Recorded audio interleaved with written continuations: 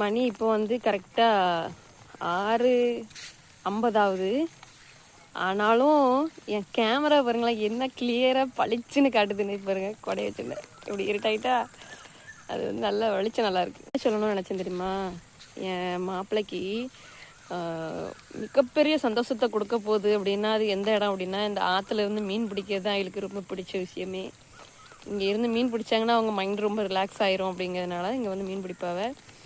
சரி நம்மளும் கூட வருவோம் அப்படின்னு சொல்லிட்டு தான் நான் இன்றைக்கி வந்தேன். வந்தனால நிறைய மீன் இன்னைக்கு கிடச்சிட்டு பார்த்துக்கங்க. அவளுக்கு அதை விட சந்தோஷம். இன்னும் 1 மணி நேரம் 2 மணி நேரம் இருக்கணும்னு சொன்னாலும் இருப்பாவ.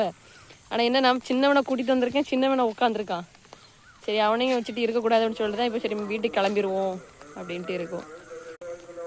நல்லா இருட்டிட்டு, ஆனால் மொபைலில் வந்து நம்ம பவரை கொஞ்சம் கூட்டி வச்ச உடனே அப்படி வெளிச்சமாக தெரிஞ்ச மாதிரி இருக்குது.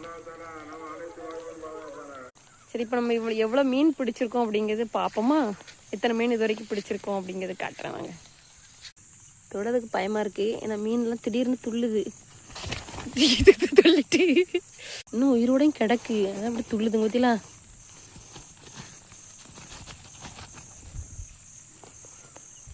இத்தனை மீன் 7 மீன் பிடிச்சிருக்கோம். மீனெல்லாம் பாருங்களேன் செம்மையாக இருக்குது. இன்னைக்கு போன உடனே கழுவி பொறிச்சு சாப்பிடத்தான் வேலை.